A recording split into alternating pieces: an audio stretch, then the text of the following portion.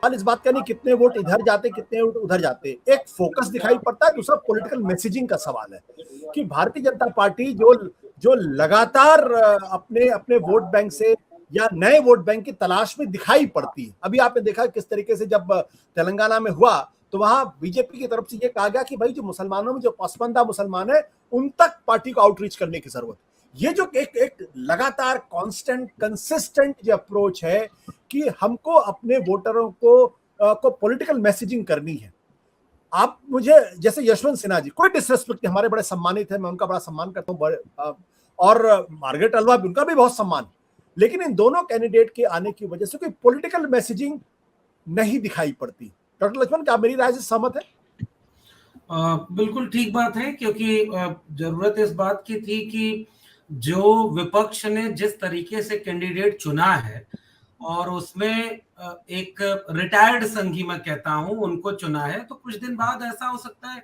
वैसे उनके लिए बेहतर विकल्प लाल कृष्ण आडवाणी भी हो सकते थे ऐसे, तो कुछ दिन बाद अगर नरेंद्र मोदी जी बीजेपी का विरोध करने लगे बाद में, तो हो सकता है विपक्ष उनको अपना कैंडिडेट बना ले। ये इस बात को इशारा कर रहा है कि आपके पास दोनों चीजें नहीं है। एक तो आपके पास ऐसे लोग नहीं है जिनको आप खड़ा कर सके, आपके आपके अपने बीच के हों, और दूसरा एक वैचारिक संघर्ष जो है, बीजेपी अपनी विचारधारा पर अडिग होकर के अपना विस्तार कर रही है।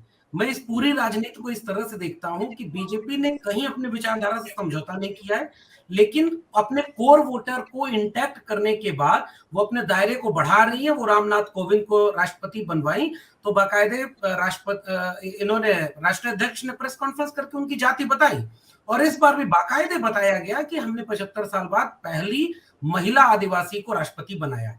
यानी उस पहचान को आप कैश कर रहे हैं और खुल करके बीजेपी जाति की राजनीति कर रही है। इसमें बीजेपी से आगे कोई नहीं है जाति की राजनीति करने में। इसलिए अब जब आपके पास न तो विचार पर अडिग होकर के काम करना, आप वो हार्ड हिंदू होते हैं तो आप सॉफ्ट हिंदू होकर के उनसे लड़ने जा रहे हैं, तो वो ओरिजिनल के पास जाएंगे जो बेहतर हिंदू हैं। और दूसरी तरफ अगर आप ये कह रहे हैं कि आपकी वैचारिक जमीन है, तो अगर वो सिंबल की राजनीति लड़ कर रहे हैं, तो आप उस राजनीति का बिना काट किए आप उनसे कैसे लड़ पाएंगे? मसलन अभी जो पूरी बातचीत हो रही है, इसमें आप देखें कि एक ओबीसी, मोदी ने खुद बताया भी कि मैं ओबीसी हूं और उसका फायदा उन्हें मिला।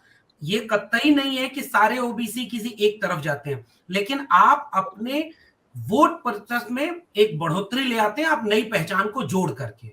आपने दलित राष्ट्रपति बनाया तो कोई दलितों का उद्धार नहीं हुआ। इवन उस राष्ट्रपति के रहते राम मंदिर का फैसला आया, हाथरस हुआ, सब कुछ हुआ, उन्होंने कोई अपनी भूमिका नहीं निभाई।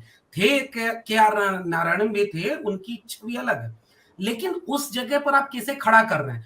इसका मतलब यह है कि आप ये कह रहे हैं कि बीजेपी के पास, बीजेपी फिर तो अच्छा कर रही है, 75 साल में आपने कोई दलित महिला राष्ट्रपति नहीं दिया आदिवासी, वो ले आए, इसमें आप उन्हें कैसे गलत साबित करेंगे?